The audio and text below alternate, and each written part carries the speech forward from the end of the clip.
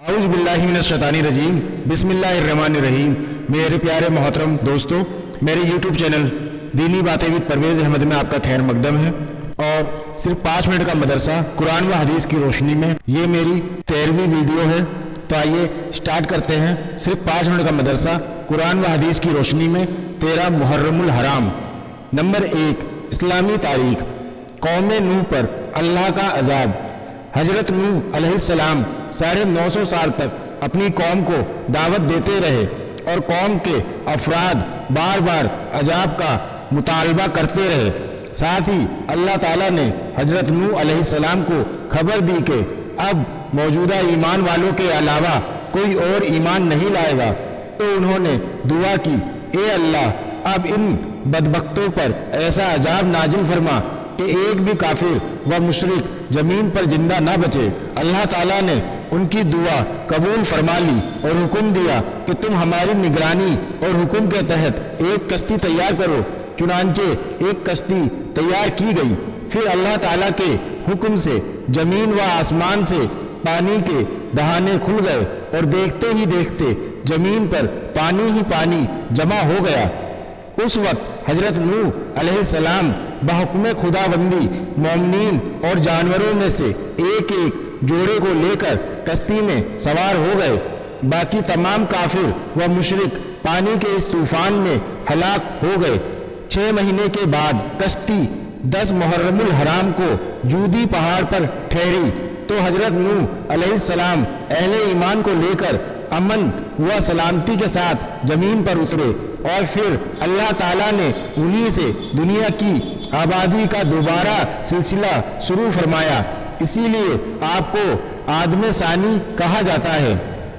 Number 2، اللہ کی قدرت۔ زمزم کا پانی۔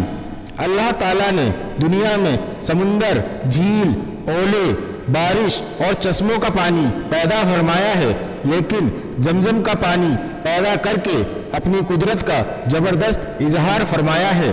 دیگر پانی کی طرح اس میں بھی پیاس بجھانے کی صلاحیت ہے، لیکن خاص بات یہ ہے کہ اس میں بھوک مٹانے اور بیماری سے شفا دینے کی بھرپور صلاحیت موجود ہے۔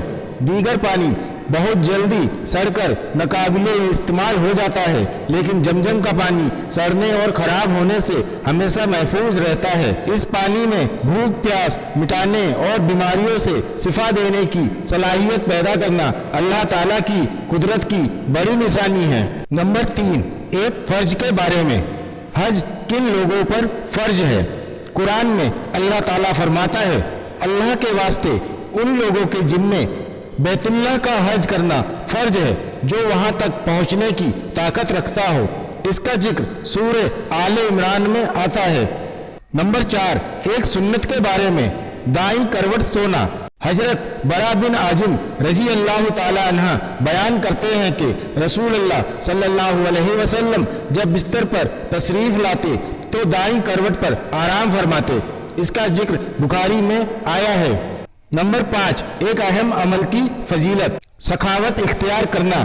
رسول اللہ صلی اللہ علیہ وسلم نے فرمایا، اللہ تعالیٰ سخی ہے اور سخاوت کو پسند کرتا ہے، اچھے اخلاق کو پسند کرتا ہے اور برے اخلاق کو ناپسند کرتا ہے۔ اس کا ذکر کنز العمال ان طلحہ بن عبید اللہ میں آیا ہے۔